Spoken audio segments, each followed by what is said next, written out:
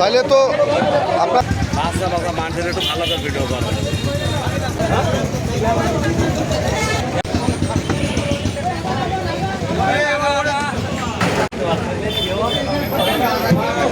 পাঁচ লিটার দিচ্ছি 105 টাকা লিটার, তেল পাইছি 1290 লিটার।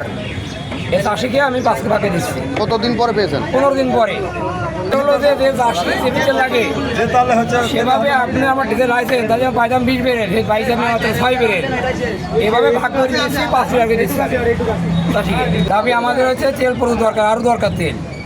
এই চাষিকে প্রধান কি পাট বলে তেল পাবে। চাষি লোক, আমাদের ধানের আবাদ পাটের আবাদ করা লাগবে।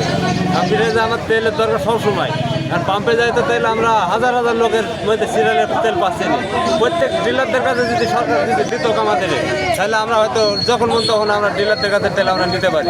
5 লিটার যে যা পাটের সেটা নিতে পারত। কিন্তু এখন পাম্পে যাই 1 লিটার পায় না, 2 লিটার পায় না, আমরা 5 লিটার পাইয়ে যাই। কিন্তু আমরা যাই চাষি লোক পাইছি। আমরা যদি এইভাবে প্রত্যেক দোকানে দোকানে ডিলারদের কাছে দেয়, তাহলে প্রত্যেক চাষি তেল পাবে। যদি আপনারা এইভাবে দেন, তাহলে প্রত্যেক চাষি তেল পাই মনে আবাদ পানি করতে পারে। দেখছেন যে দোকান দোকানে আমরা তেল পাচ্ছি না বলে আজকে আমরা কাজ কামাই করি এবং ওটা ভাড়া মারা বাদ দিয়ে নাইলে দীর্ঘ সময় দাঁড় থাকি। আর দেড় সময় দাঁড় থাকতে যাই দেখে তো তেল খুব ধর আপনার 2 লিটার 3 লিটার 500 টাকার এইভাবে তেল পাই, কিন্তু একটা মুনিশ খরচের দাম হয়েছে 500। তাই যে প্রতিটা দোকানে দোকানে তেল রাখ, আমরা দোকান থেকে 1 লিটার 1/2 লিটার 2 লিটার এইভাবে প্রয়োজনীয় তেল নিই আমরা চাষাবাদ করি। এটা আমাদের জন্য খুবই উপকারী।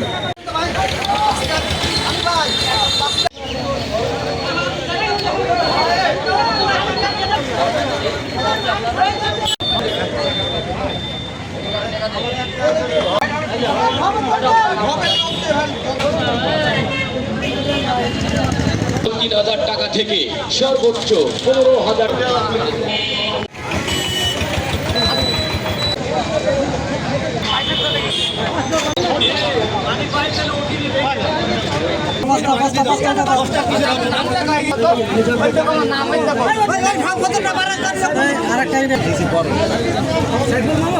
হয়ে গেল